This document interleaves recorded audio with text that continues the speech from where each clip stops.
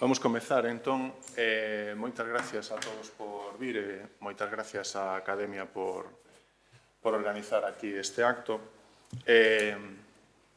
Pensei que tiña que presidir o presidente da Academia, pero, bueno, como estamos na nosa casa, pois vamos facer unha cousa así máis informal, que total somos físicos todos nesta mesa. Mais ou menos. Bueno, benvidos ao ICFAE, o Instituto Galego de Física de Altas Enerxías, casi o novo ICFAE, aínda que non o inauguramos. Estamos nos trasladando, estamos de obras, isto foi un estrés completo.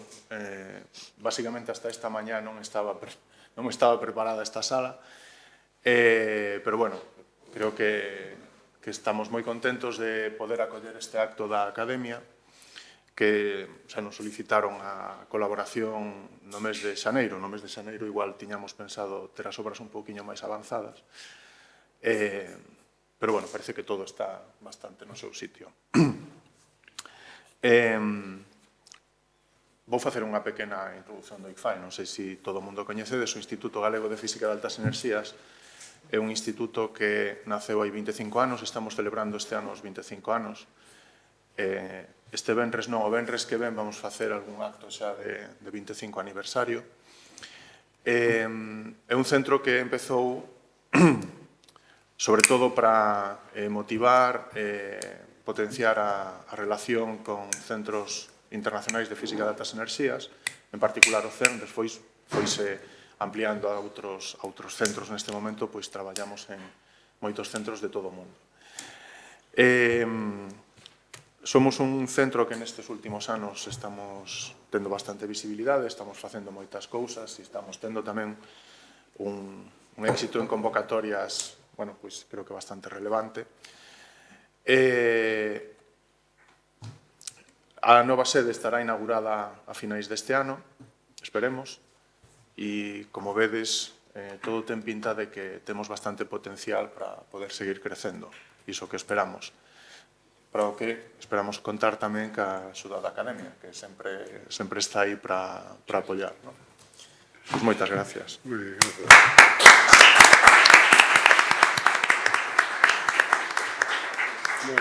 Moitas grazas, Carlos, polo esforzo. Isto, creo que onte non había nin chan, que foi unha cousa. En fin, foi un esforzo así de última hora, pero o venres. Sí, puxeron o venres. Pero moitísimas grazas por acollarnos aquí. Este curso enmárcase nunha longuísima tradición que se chama Ciclo de Avances en Ciencia e Tecnoloxía.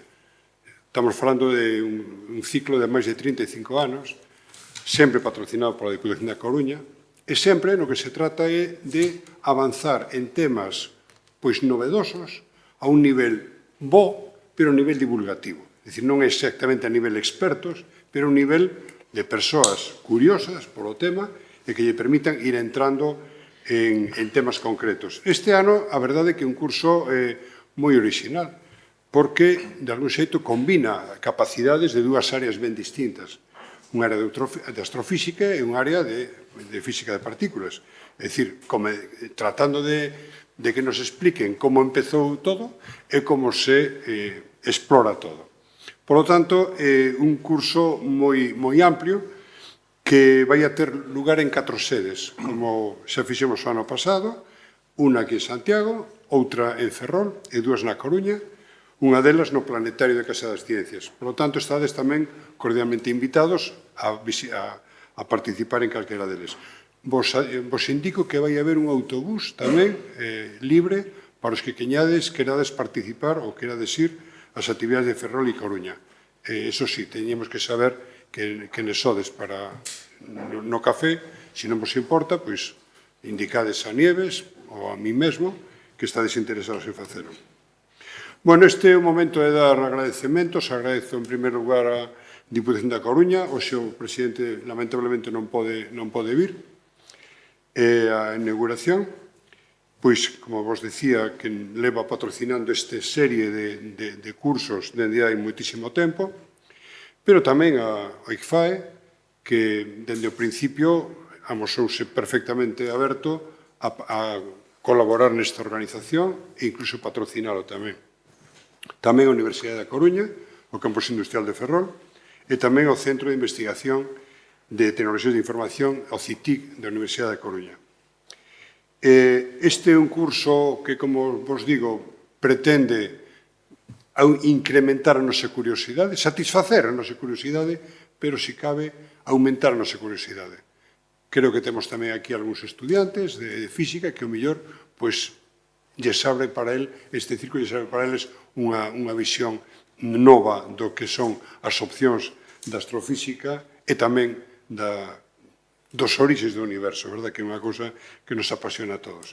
De feito, a primeira charla nada menos é que o estado do universo en menos de 3 ictiosegundos. O sea, que é unha cousa que xa non sabemos, bueno, xa non sei ni que o ictiosegundo.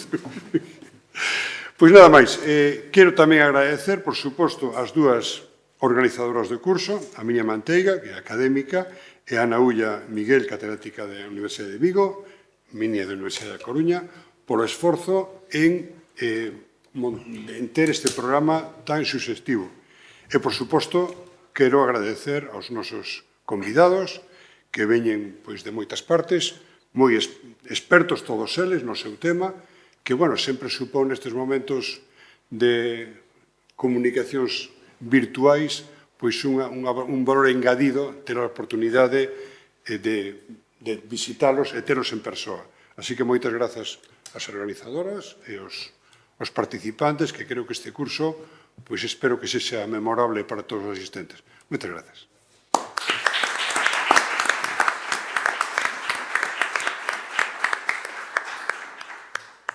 Moitas gracias, Juan y Carlos. En nombre de Ana Ulla y el mío, os damos la bienvenida a la primera sesión del ciclo Avances en Ciencia y Tecnología de la Real Academia Galega de Ciencias, que este año abordará varias fronteras en física y astrofísica que suponen un reto importante al conocimiento que tenemos de nuestro universo. Para hacerlo, contamos con la participación en este ciclo de un grupo de investigadores e investigadoras, muchos de ellos gallegos, que llevan a cabo su investigación en los temas específicos que vamos a tratar y cuyo trabajo está en la primera línea, en la frontera de cada uno de los problemas que vamos a abordar. La primera sesión tratará sobre las fronteras que tienen que ver con los primeros instantes de formación del universo y nuestra comprensión sobre la formación de las primeras galaxias. En días sucesivos abordaremos problemas frontera relacionados con la descripción física de los agujeros negros, que desde hace años, no tantos, sabemos que pueblan de forma abundante nuestro universo, y el papel que la detección de ondas gravitacionales y la emisión de altas energías mediante telescopios Cherenkov pueden tener en su comprensión y en su descripción. Bien. Vamos a ver. En las dos últimas sesiones veremos cuál es el estado del arte en la búsqueda de vida más allá de la Tierra y en dar respuesta, por tanto, a la gran pregunta del ser humano sobre si estamos solos o no en el universo. Seguramente la respuesta, sea cual sea, está en la exploración espacial, que es el tema de nuestra última sesión, que tiene lugar en la Casa de las Ciencias. Voy a presentar brevemente a nuestros conferenciantes. Carlos Salgado es el director del Instituto Gallego de Física de Altas Energías, que nos acoge, profesor de la Universidad de Santiago de Compostela. Fue nombrado el pasado mes de enero vicedirector del Centro Nacional de Física de Partículas, Astropartículas y Nuclear, del CEPAN. Su campo de investigación es el estudio de la cromodinámica cuántica en condiciones de altas densidades o temperaturas, así como las distribuciones partónicas nucleares. Fernando Atrio Barandela, el segundo conferenciante, es catedrático de Física Teórica en la Universidad de Salamanca, fue miembro de la colaboración Planck y ahora lo es del consorcio del telescopio Euclid de la Agencia Espacial Europea. Su investigación actual se centra en el análisis de las fluctuaciones del fondo cósmico de radiación de microondas a fin de detectar la emisión de las primeras estrellas y los primeros agujeros negros del universo.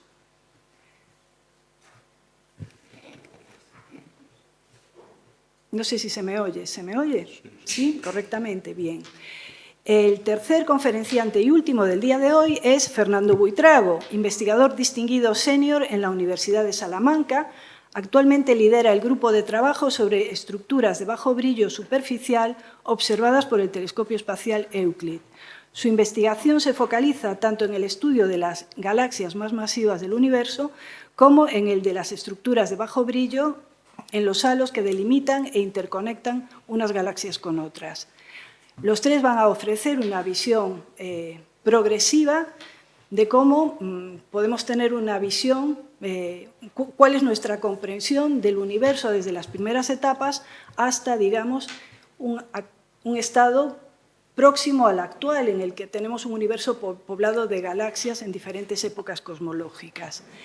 Y sin más dilación, pues le doy entrada al primer conferenciante, a Carlos.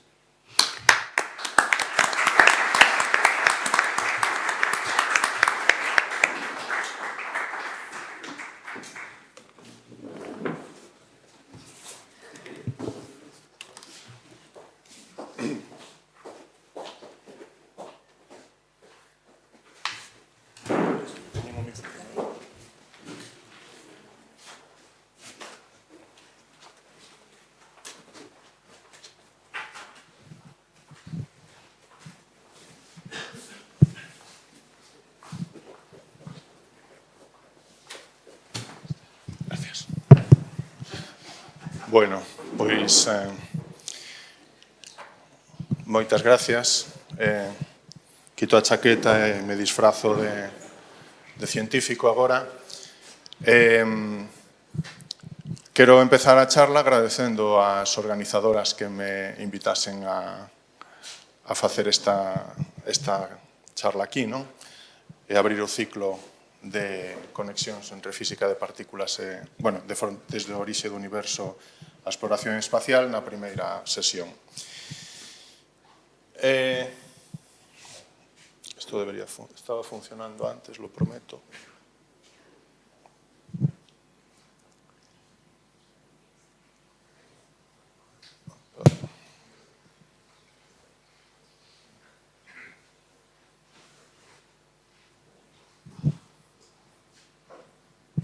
Está apagado. Que non sei, teño este couso aquí. Vale, a ver se non molesta moito. Primeiro vou definir o que é un yoctosegundo. Un yoctosegundo é a unidade de tempo máis pequena para que temos nome hasta outubro así de 2022, que puxeron unidades para baixo e unidades para arriba. A luz tarda 3 yoctosegundos en atravesar un protón, entón é unha unidade de tempo bastante pequena. Ben, a miña charla vai ser de física de partículas realmente, non sei moito do universo primixenio, pero creo que pode axudar a entender pois algunhas das cousas que necesitamos comprender no universo uns microsegundos despois do Big Bang, que será o tempo no que eu estou falando, non? Porque esta conexión entre física de partículas e cosmoloxía, bueno, parece claro, se o Big Bang é unha teoría correcta, se o modelo cosmolóxico que temos actualmente é un modelo correcto, entón, se retrocedemos no tempo, o tamaño do universo é cada vez máis pequeno, nun momento determinado, o tamaño do universo vai a alcanzar escalas tan pequenas que necesitamos a física de partículas ou onde a física de partículas domina sobre o resto das forzas. Neste momento, a forza que domina na estructura do universo é a gravitación, pero a medida que vamos para atrás no tempo, pois dominarán outras forzas, non? O modelo estándar de física de partículas, creo que seguramente todos o coñecemos, está composto por uns elementos fundamentais, que son como os ladrillos, non? Que son as partículas de materia, hai quarks e leptóns, hai bastantes simetrías neste modelo, cal nos quere decir que probablemente non é a estructura última da materia. Os quarks son eses que están aí, up, down, charm, strange, top, bottom, vou falar máis deles.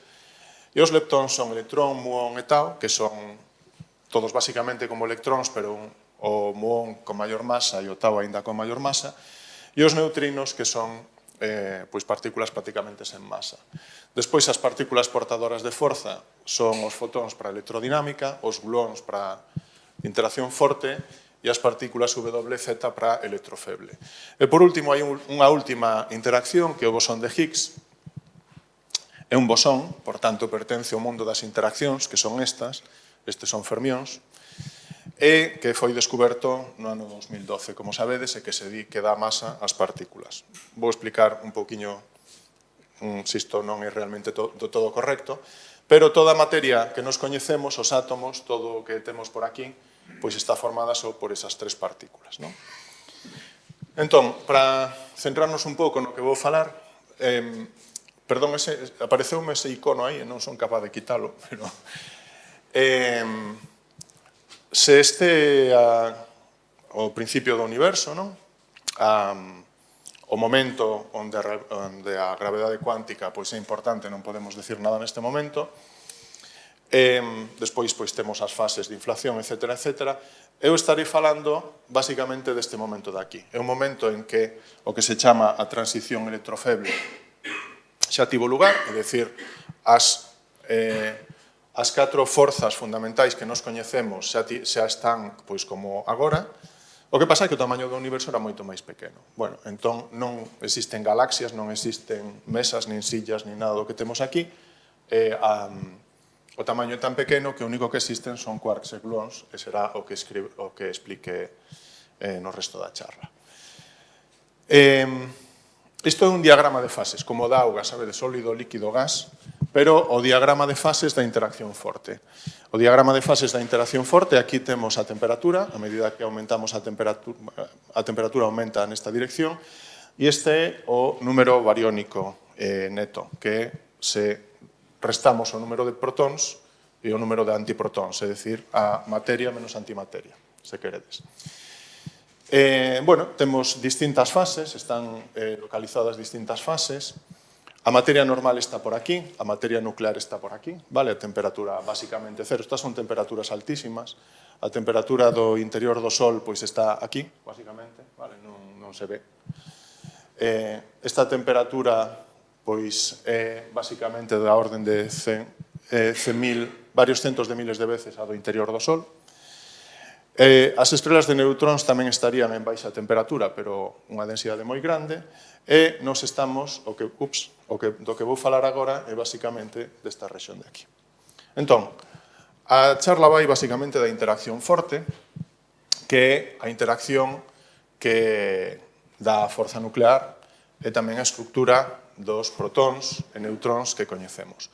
Os protóns e neutróns son exemplos de hadróns, e hadróns simplemente é unha palabra para decir todas as partículas que sinten a interacción forte. Son como protóns e neutróns son exemplos de hadróns, pero hai moitísimos máis. Este é unha lista, vale? Vedes aí que hai pois centos de hadróns diferentes e aínda se están descubrindo hadróns novos.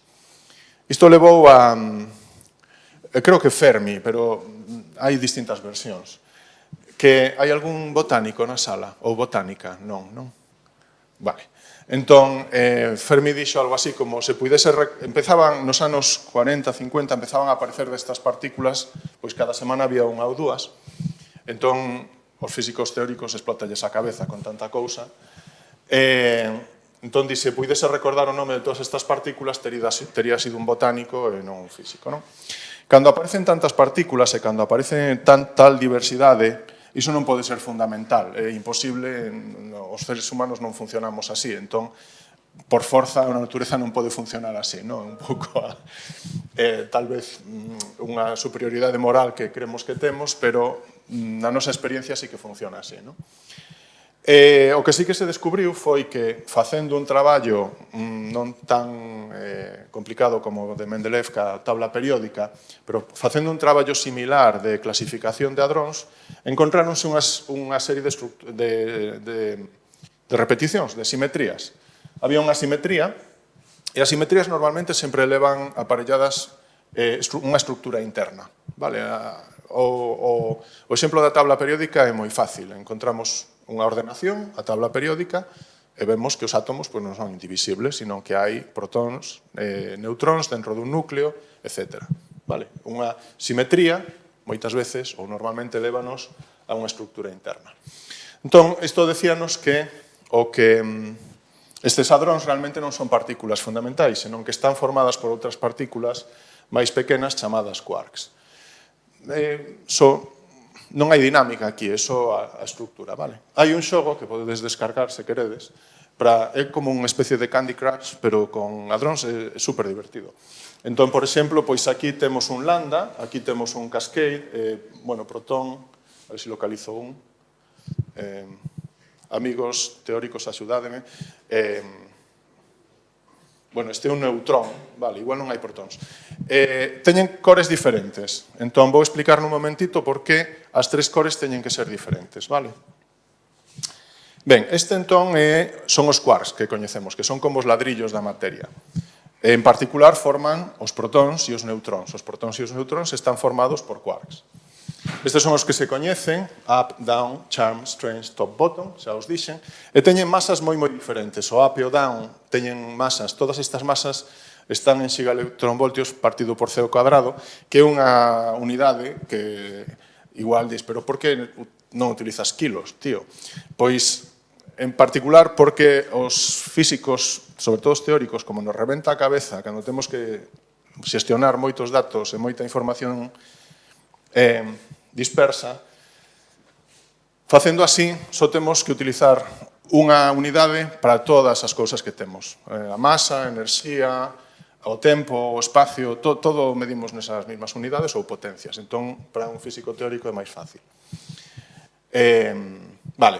Entón, estes dous son moi lixeiros, e vedes, pois, a diferencia, por exemplo, con charm, pois son casi 1000 veces máis grande.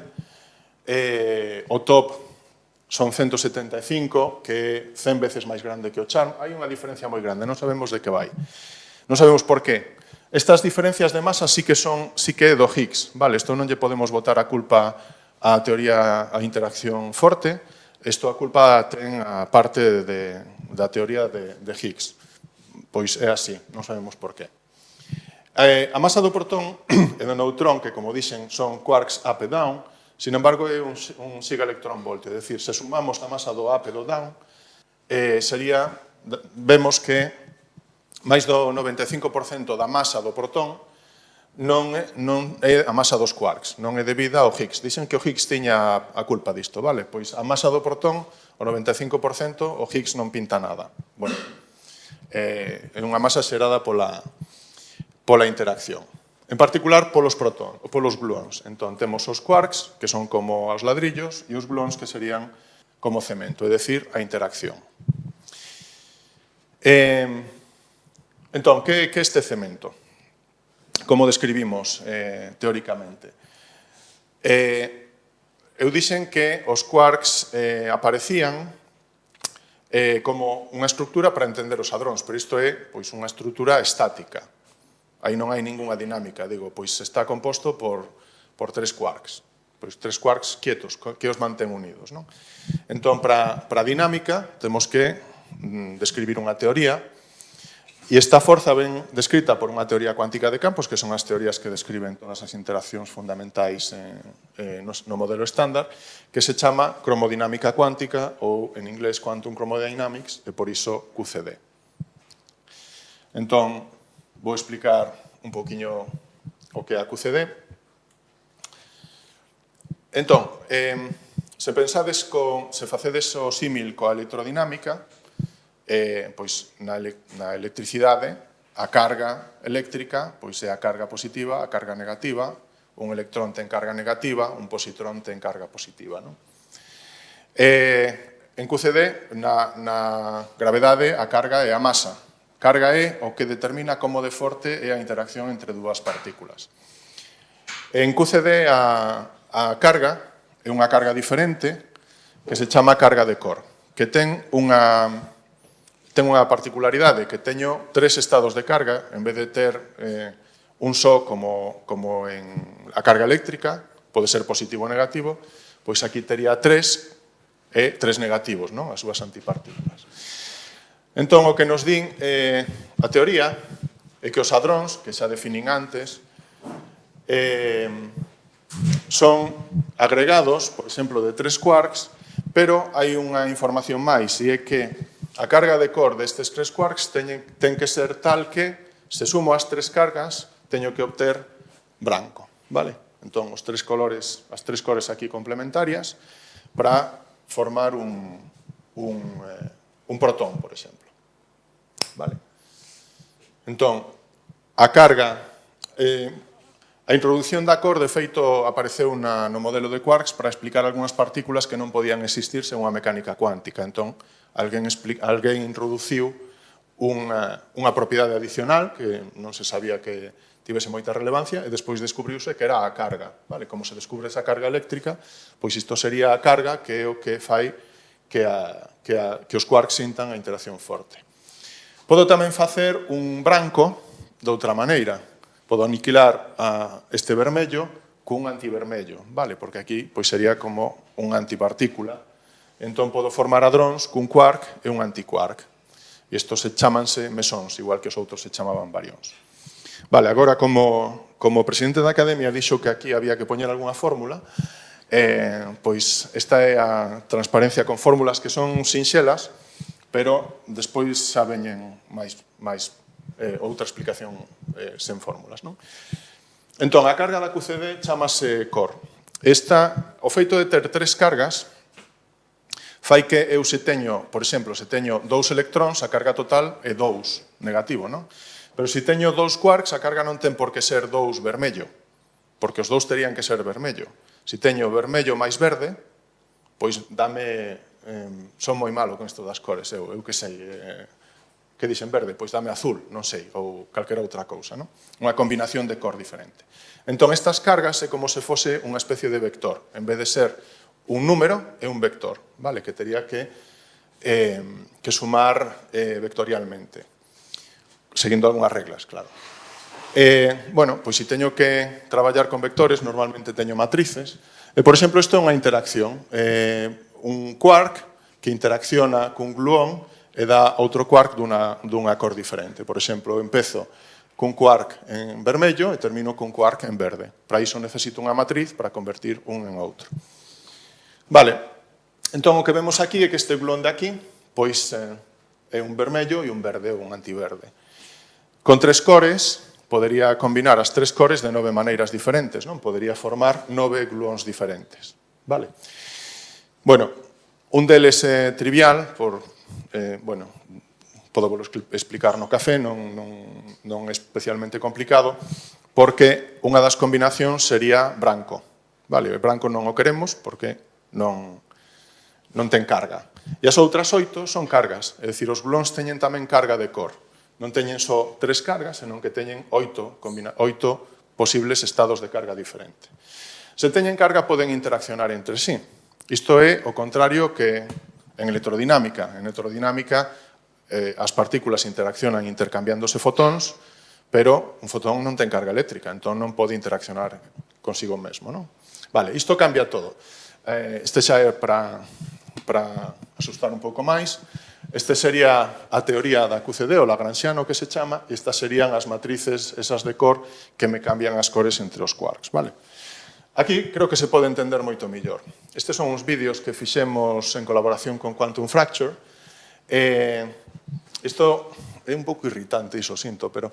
Entón, esta sería a interacción en electrodinámica por intercambio de fotóns, unha carga positiva, unha carga negativa. Que pasa agora se teño un quark e un antiquark que teñen carga de Core? Vale, agora ese gluón que están intercambiando leva tamén Core.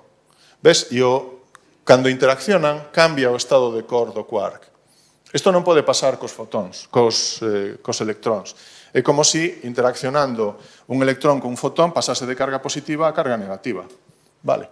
Entón, se os gluóns cambian de Core os quarks, é que eles mesmos teñen Core, e, por tanto, poden interaccionar. Vale. Podo coller un gluón, splitealo en 2, ou 2 gluóns poden dar un gluón, etc. Poden interaccionar.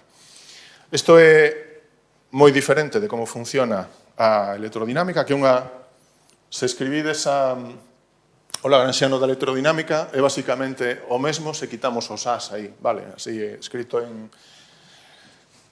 así en forma moi compacta, e basicamente parece prácticamente como se fose a mesma teoría, pero é moi diferente.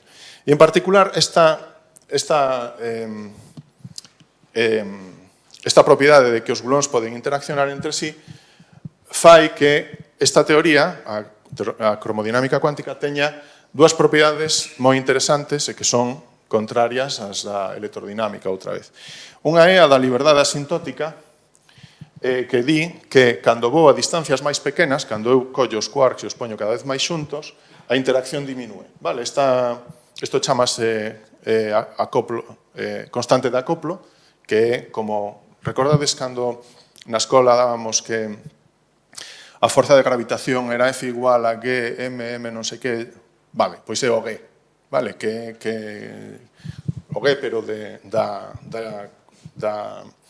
interacción forte. Pois isto sería como se ese G disminuíse a medida que eu me acerco cada vez máis aos obxectos que estou estudando. É dicir, a interacción desaparece a distancias curtas ou a enerxías moi grandes, porque pola mecánica cuántica, distancias curtas, enerxías grandes son duais. Non? E por outra parte, que pasa se eu separo moito un quark dun antiquark? O que me di a QCD é que se son riguroso, teño que poñer as masas dos quarks a infinito, e despois explico vos por qué, se queredes, pero podo calcular un potencial, o potencial como os que aprendemos na escola. Se recordades, o potencial de Coulomb, o da electrodinámica, é un partido por R, que é o que dá a forza un partido por R cadrado, exactamente igual que en gravitación. En QCD temos o mesmo potencial, parecido, aquí aparece esta parte, agora non me meto niso, pero a grandes distancias é un potencial como o dun muelle, vale? Que a medida que eu estiro o muelle teño que facer máis e máis forza. E, por tanto, non podo separar o quark do antiquark, esta parte de aquí. Isto que me está dicindo, podedes facer os cálculos, a ecuación de Schrödinger, que máis ou menos todos sabemos resolver. Entón, nun potencial confinante, cando teño isto que me di é que hai estados que son estados ligados, vale? Que serían os hadróns. Bueno, outra vez, con peliculilla, que é máis fácil.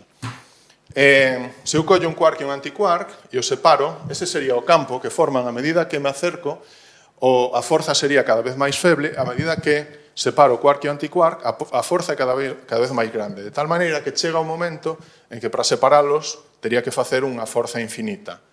E por iso non podo separar un quark dun antiquark. É o que se chama o confinamento. En condicións normais, todas as cousas que temos por aquí non teñen quarks soltos, senón que teñen protóns e neutróns, que son bolsiñas onde están os quarks. Iso é debido ao confinamento, a combinación, bueno, realmente ao feito de que teño un potencial que crece ca distancia e a liberdade asintótica que me di que desaparece a pequenas distancias. Vale? Moi ben, agora outra transparencia para meter un pouco de medo, pero xa non vou falar moito dela. Para as estudantes e estudantes de física ou matemáticas, esta teoría ten unha simetría tamén que se chama simetría quiral, que quere dicir que eu cando collo quarks e antiquarks, levóxiros ou destróxiros, recordades o spin, basicamente, os levóxiros e os destróxiros non se mesturan entre sí. É dicir, se eu collese un quark destróxiro, sempre seguiría sendo destróxiro e non podería con interacción cambiar o seu estado. E o mesmo, é como se tivese dous universos diferentes que non se poden falar entre sí.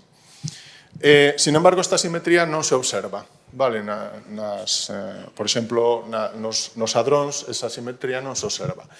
Isto quere decir, poderíamos meter unha partícula, isto é un exemplo de rotura espontánea de simetría, como a que leva ao bosón de Higgs, pero neste caso non metemos unha partícula adicional, senón que o que se ve é que o vacío de QCD non é invariante baixo esta simetría. Esta simetría está rota espontáneamente xa no vacío.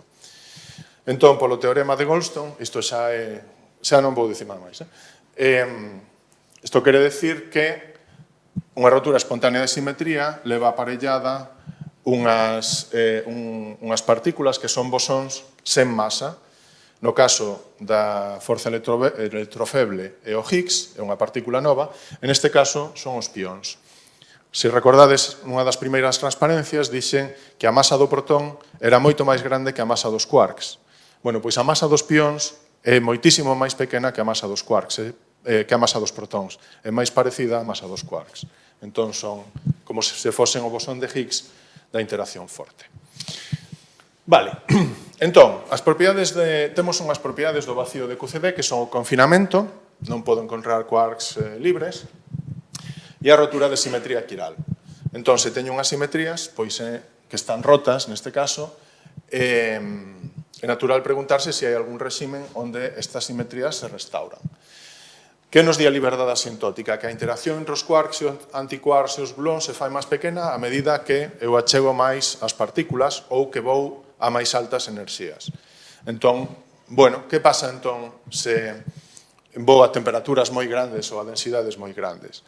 Pois estarei fora deste réxime do vacío normal de QCD e as simetrías estarán restituídas. Iso quere dicir que é unha nova fase da teoría, un novo estado da materia. Entón, outra vez con peliculilla, que é o que facemos? Collemos, ese era o protón que xa vos puxen antes, 3 quarks cunha nube de quarks, antiquarks e gluons. Quarks e antiquarks necesitámoslo porque é unha teoría cuántica. Entón, se os quentamos e os facemos máis densos, xa non poden existir os hadróns, os protóns e os neutróns como antes, senón que o que hai é como unha especie de sopa de quarks e gluons que a temperaturas infinitas estarían libres, non? Iso sería un gas ideal. Se vou a temperaturas infinitas, a teoría é fácil de entender que dá un gas ideal porque a interacción desaparece. Que pasa a temperaturas un pouquiño máis baixas, non? Este é un novo estado da materia que se chama o plasma de quarks e gluons e ese estado da materia que aparecía aí ao principio cando dixen que a parte que ia explicar era hasta uns microsegundos despois do Big Bang. Vale? Despois da transición electrofeble e hasta uns microsegundos despois do Big Bang.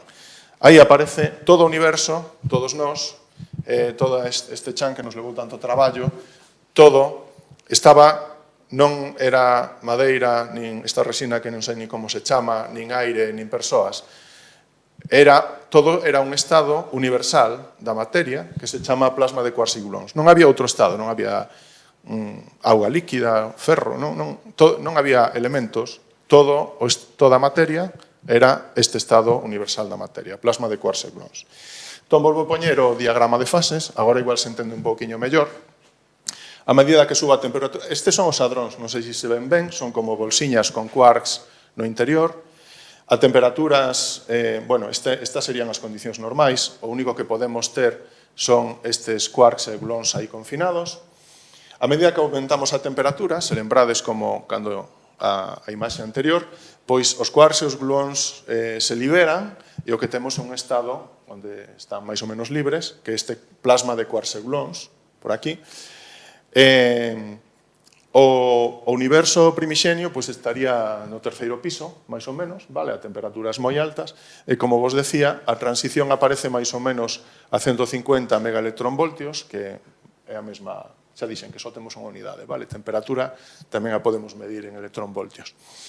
Que, bueno, si traducides a graus centígrados non sei, porque son moi malos sempre con estas cousas, pero son unhas 100.000 veces máis grande que as do interior dunha estrela. Se vamos agora a densidades maiores, temperaturas baixas pero densidades maiores, pois se teño unha densidade moi grande de neutróns, por exemplo, nunha estrela de neutróns, chegará un momento en que os neutróns individuais tampouco poidan existir, non? E tería unha estrela de quarks, vale? E igual Juan fala disto o próximo día, non sei. Mañá, non? Juan Calderón. Entón, as ferramentas experimentais para estudar este diagrama de fases, evidentemente, pois no universo primixenio podería existir, pero non temos, polo de agora, ningún tipo de proba disto. Facemos experimentos en colisionadores. Entón, temos o Large Hadron Collider en CERN, que coñecedes, e outro colisionador un pouco máis pequeno que se chama Relativistic Heavy Ion Collider en Brookhaven, que están estudando esta rexión de aquí do espacio de fases. Bueno, despois hai outros experimentos que tratan de medir outras rexións do espacio de fases. Esta parte de aquí, pódese medir con observacións cosmolóxicas a estructura das estrelas de neutróns e hai certas indicacións de que pode existir este núcleo de materia de quarks e, pois, esperamos que nun futuro, non sabemos exactamente cando será este futuro, poidamos medir tamén este universo primixenio posiblemente con medidas de ondas gravitacionais, non? Ben, como fabricamos este material no laboratorio, entón, nos aceleradores de partículas? Vale, o que facemos é coller as cousas máis grandes que temos que podemos acelerar, que son núcleos atómicos, quitamos de todos os electróns, metémolos no acelerador e os facemos colisionar. Nunha fracción infinitesimal de segundo prodúcese ese novo estado da materia, vale? Ese plasma de quarks e gluóns. Estes son algúns eventos, este é un evento real. A ventaxa que temos sobre a cosmoloxía é que na cosmoloxía tes moitos datos, pero un só evento, nós temos moitos eventos e cada un pois ten moi poucas partículas en relación ca cosmoloxía, non? Este é un resultado, este é un evento, algo que se mediu no LHC, este é outro evento. Ese é o experimento CMS, se non me equivoco, que é onde se mediu este de aquí. Aparecen un montón de partículas, vale? Isto complica moitísimo a análise e temos que establecer algún tipo de estrategia para medir as propiedades deste novo estado da materia. Vale, isto é unha peliculilla do CERN onde se ve basicamente o mesmo. Se non me equivoco, o que aparece, as trazas, cada unha desas trazas é unha partícula que se mediu nos detectores, isto se non me equivoco é un evento real. Vale. Vale, entón, como medimos as propiedades?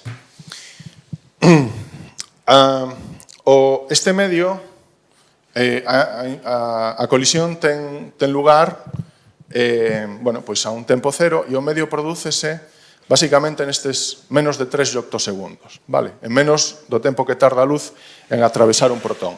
E dura, pois, uns 20 por 3, 60, entre 30, 50, 60 yoctosegundos. Isto é o que dura. Bastante pouco, vale? O tempo que tarda a luz en atravesar un núcleo atómico, basicamente. Entón, como podemos medilo? Hai varias medidas diferentes, vou presentar un par delas, nada máis. Unha delas, que é bastante interesante, se eu teño un medio, ten un comportamento hidrodinámico.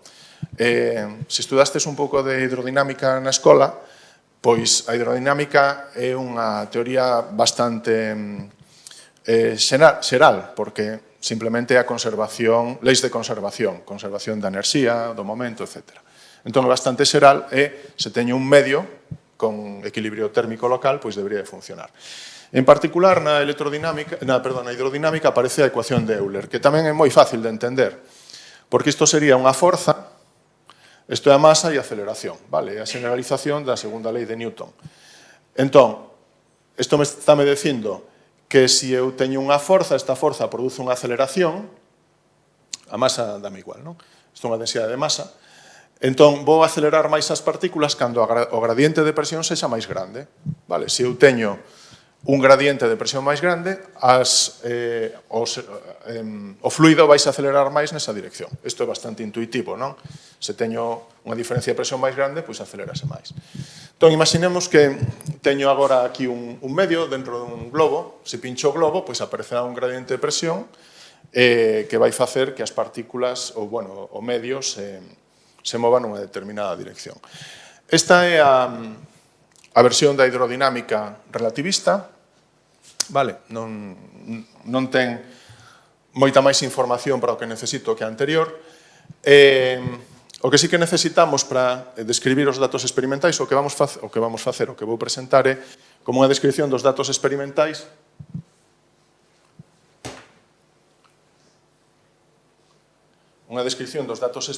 supoñendo que se poden describir de maneira hidrodinámica, é dicir, que teño un medio de verdade. O que necesito é cal é o tempo inicial, cal eran as condicións no tempo inicial, e un freeze-out, que é algo que explico agora dentro dun momentiño. Vale. Entón, vamos outra vez a esta medida que dixen antes da presión. Esta é a ecuación de Euler, agora escrita dunha forma un pouco máis rara. Esta ecuación, a versión relativista da ecuación de Euler, vale? Esta é a aceleración, beta é como a velocidade, isto é como unha especie de masa, e ese é o gradiente de presión que é o que me dá a forza, non? Entón, unha ecuación de estado ideal dime que a densidade de enerxía é 3 veces a presión. Esa é unha ecuación de estado ideal. Entón, se eu teño un gradiente de presión, se eu teño un gradiente de densidade de enerxía, ese gradiente de densidade de enerxía vai se traducir nun gradiente de presión que me vai producir unha forza, vale? E vai acelerar as partículas. Agora, vamos supoñer, este é un corte transverso. Eu teño un núcleo nesta dirección, un núcleo nesta dirección. E en vez de colisionar de cabeza, non sei como se dice, head-on, non? Colisiona un cacho nada máis, vale? Só así un cachiño. Vedes, este sae, este entra, e esta sería a rexión que interacciona. Vale, entón, é moi fácil de ver que o gradiente nesta dirección é máis grande que o gradiente nesta dirección. Só porque aí teño unha densidade de enerxía, a que sexa, aquí sería cero a densidade de enerxía, e, por tanto, a pendente aquí será máis grande que a pendente aquí. Entón, o que isto me está dicindo é que a aceleración nesta dirección será máis grande que a aceleración nesa dirección. Se eu mido as partículas que saen na dirección X, terán maior enerxía que as partículas que saen na dirección Y. Vale? Entón, podo medir as partículas neste ángulo, que se chama ángulo azimutal, e ver se teño esa simetría ou non. Se teño esa simetría, quere decir que tería a simetría no estado inicial tamén. Bueno, o que facemos normalmente, en vez de plotear a distribución azimutal, é facer un desenvolvemento en armónicos, en potencias de senos e cosenos, basicamente unha serie de Fourier. E esta sería a descripción dos datos experimentais. Aquí temos que ter en conta outra cousa, en particular, en cada evento, xa dixen que nós temos moitos eventos, vale? Entón, en cada evento non será sempre unha especie de almendra. Unhas veces será unha especie de almendra, outras veces unha almendra chosca e outras veces máis unha especie de triángulo, non? Entón, en cada evento, a densidade será, o perfil de densidade será un pouco diferente. Iso quere decir que o desenvolvemento harmónico, que vai ser o que midamos, vai ser un pouquiño diferente. Entón, podo medir distintos harmónicos, V2, V3, Vn. Estes son os nomes que se lle dan. Estes son os datos experimentais e as liñas son un cálculo teórico con estes modelos de hidrodinámica.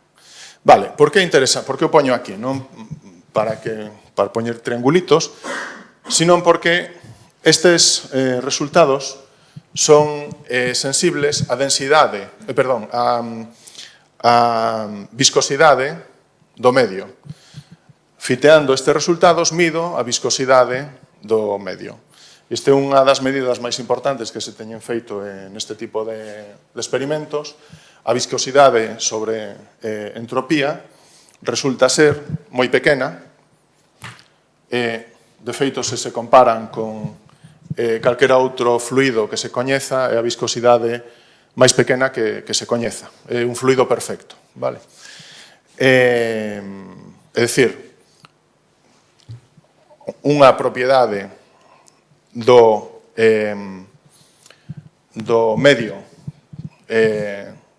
que constituía todo o universo primixenio uns microsegundos despois do Big Bang é que é un fluido perfecto. Éramos un líquido perfecto. Vale?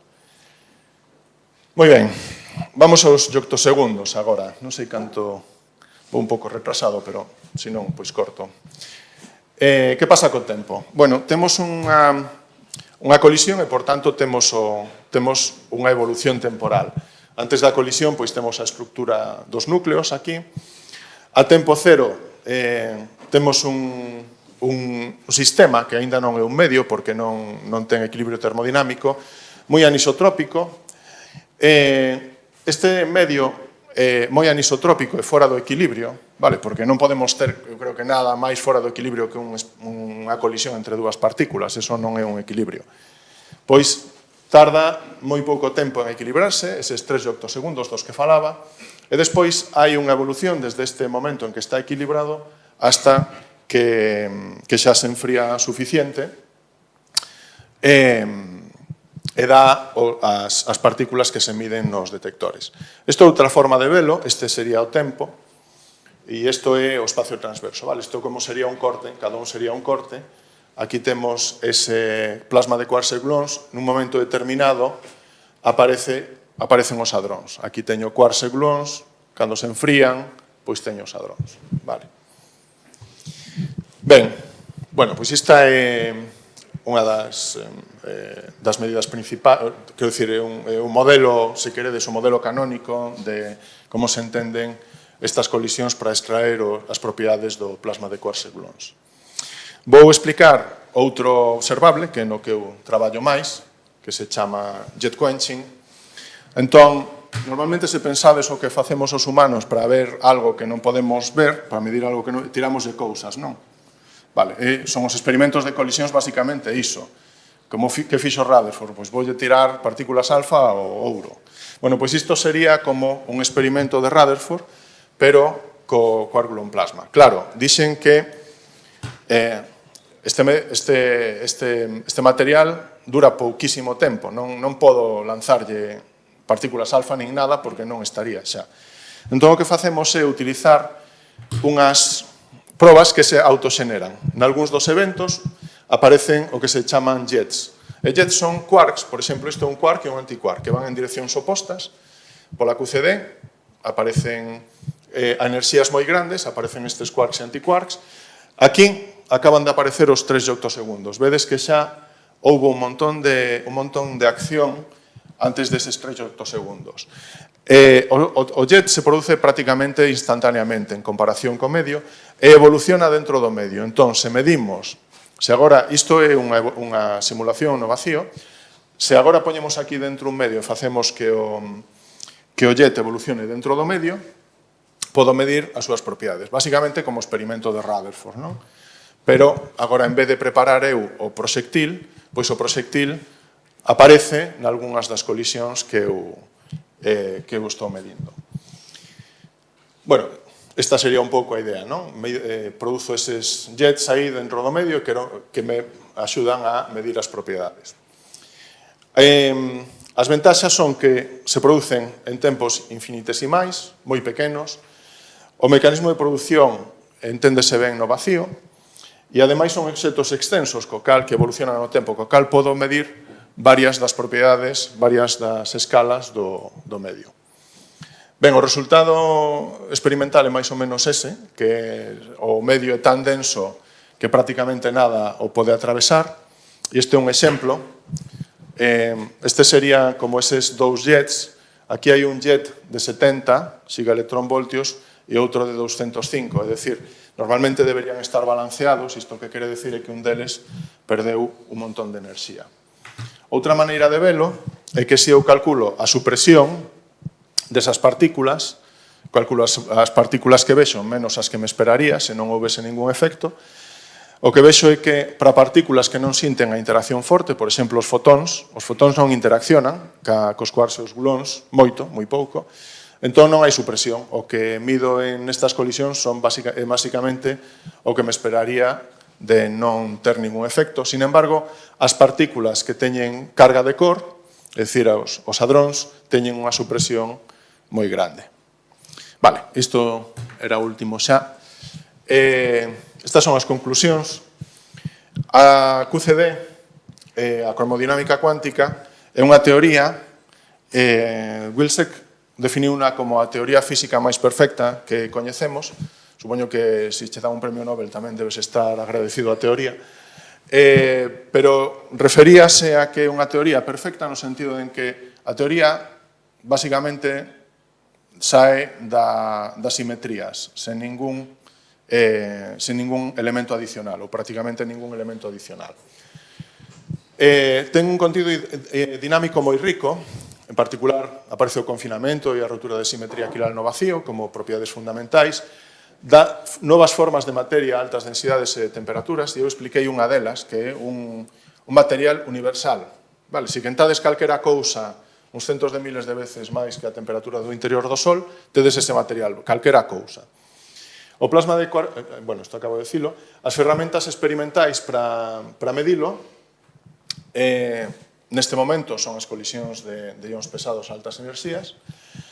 Este material, estes estudos son só unha manifestación da física accesible, que é moito máis amplia, por exemplo, non o mencionei, pero probablemente a parte máis divertida é entender como se crea un estado en equilibrio tan rapidamente, é dicir, cal son os procesos de fora do equilibrio que levan un estado tan fora do equilibrio, evolucionar tan rapidamente a un estado de equilibrio.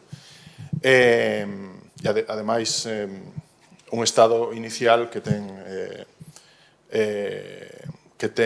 coherencia cuántica. Ademais, a QCD, isto é o único sector do modelo estándar no que podemos estudar esta colectividade a nivel de partículas fundamentais, experimentalmente, porque as escalas típicas, as escalas de temperatura, etc., son escalas que podemos producir facilmente en laboratorio.